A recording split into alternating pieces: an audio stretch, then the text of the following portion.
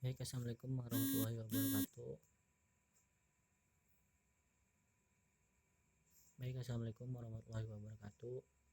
Di sini saya akan mempresentasikan kesimpulan dari sebuah materi pemodelan bisnis startup dari mata kuliah kewirausahaan dan inovasi. Nah, poin yang pertama ada penciptaan nilai konsumen, di mana proses penciptaan nilai yang dilakukan perusahaan secara efisien untuk menghasilkan sebuah keuntungan.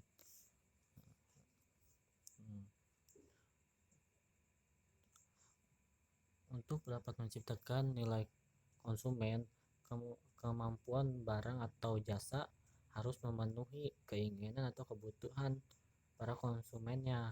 Nah, seperti itu. Nah, sedangkan ada startup itu adalah umumnya merujuk kepada perusahaan yang memang belum lama beroperasi, seperti perusahaan baru yang baru berjalan beberapa minggu atau beberapa bulan terlalu. Nah, seperti itu disebutnya bisnis startup atau bisnis ya atau pemodelan bisnis startup. Sebagian besar ada dari perusahaan-perusahaan tersebut adalah perusahaan yang baru didirikan sehingga masih ada dalam fase penelitian dan pengembangan untuk mendapatkan target peserta dan dengan tepat. Nah, seperti itu. Terus bisnis startup ada 6 penyebab utama kegagalan, yaitu ada satu, cara berpikirnya. Nah, dimana cara berpikir yang membuat kegagalan pada membangun sebuah bisnis startup ini, dia tidak dapat menciptakan ya sebuah ide-ide untuk menarik sebuah konsumen. Nah, itu juga bisa terjadinya cara berpikir untuk yang menyebabkan sebuah kegagalan gitu ya, terhadap sebuah bisnis startup. Nah, seperti itu. Terus yang kedua, kepercayaan diri dan investasi yang berlebihan. Nah, ketika sebuah perusahaan baru ya, yang sedang membangun sebuah bisnis baru, ketika tidak memiliki kepercayaan diri, maka disitulah sebuah perusahaan akan mengalami kegagalan, karena membangun sebuah bisnis startup itu butuh kepercayaan diri yang kuat. Nah, seperti itu. Dan investasi yang berlebihan. Kenapa bisa menyebabkan sebuah kegagalan? Karena investasi yang berlebihan akan menguras kantong atau menguras biaya ya yang sangat besar, sehingga menyebabkan sebuah kegagalan. Karena ketika baru membangun sebuah bisnis startup itu pasti kita belum memiliki inputan atau keuntungan yang lebih besar gitu ya, karena kita membangunnya masih awal-awal. Ketika kita menginvestasikan sebuah dana yang berlebihan, nah itu akan mengakibatkan sebuah kegagalan terhadap bisnis startup yang dijalaninya. Nah, seperti itu. Kemudian yang ketiga, manajemen tidak profesional. Nah, seperti tekanan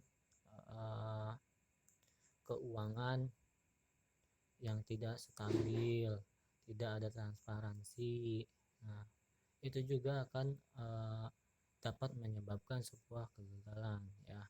Terus yang keempat ada keterbatasan pengukuran. Nah, kita tidak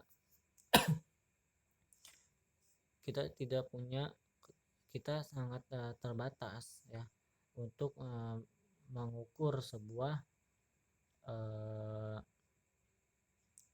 misalkan keterbatasan mengukur bagaimana seberapa baguskah produk yang kita jual. Nah, seperti itu. Apakah produk yang kita jual ini dapat diminati oleh para konsumen dengan banyak. Nah, seperti itu. Nah, dengan kita keterbatasan pengukuran, nah maka kita akan menyebabkan sebuah kegagalan dalam bisnis startup tersebut. Karena keterbatasan pengukuran ini juga dapat berpengaruh ya kepada bisnis yang kita jalani. Nah, yang tadi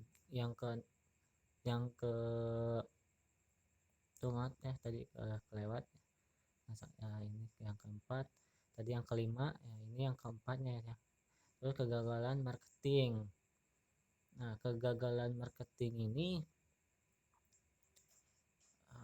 kenapa masuk dalam penyebab utama kegagalan dalam startup?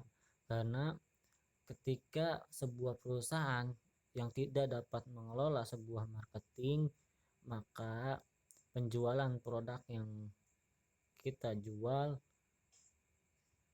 itu tidak tersebar luaskan oleh para konsumen, sehingga para konsumen tidak mengetahui atau tidak tertarik gitu ya.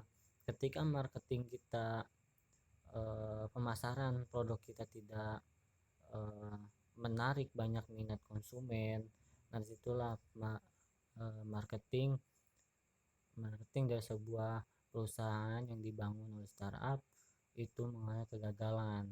Nah, seperti itu. Nah, terus yang tadi yang kelima sudah karena kelewat. Nah, terus yang keenam terus yang terakhir ini ada disorientasi bisnis. Nah, terus ada juga kapan bisnis startup dikatakan telah tumbuh ya. Kapan bisnis startup dikatakan tumbuh? Nah, yaitu apabila produk yang dipasarkan dapat dirasakan dengan baik kepada konsumen atau cocok dengan apa yang dibutuhkan terhadap konsumennya itu sendiri ya. Konsumen merasa puas ketika menggunakan produk yang dijual oleh sebuah perusahaan, maka disitulah bisnis startup dapat dinyatakan telah tumbuh. Nah, seperti itu. Terus pedoman pemodelan bisnis secara formal definisi sebagai segala teknik pemodelan yang digunakan untuk menggambarkan model sebuah bisnis. Pemodelan bisnis dapat digunakan untuk meninjau, meningkatkan, dan membuat sebuah bisnis. Dan dilakukannya pemodelan bisnis diharapkan kita memahami struktur dan dinamika organisasi dalam sebuah perusahaan. Nah, seperti itu.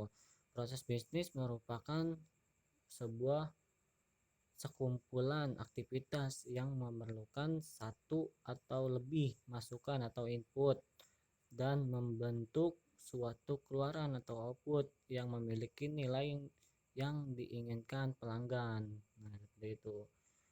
Baik, ya mungkin itu saja yang dapat saya sampaikan dari kesimpulan pemodelan bisnis startup ya. Kurang lebihnya saya mohon maaf. Assalamualaikum warahmatullahi wabarakatuh.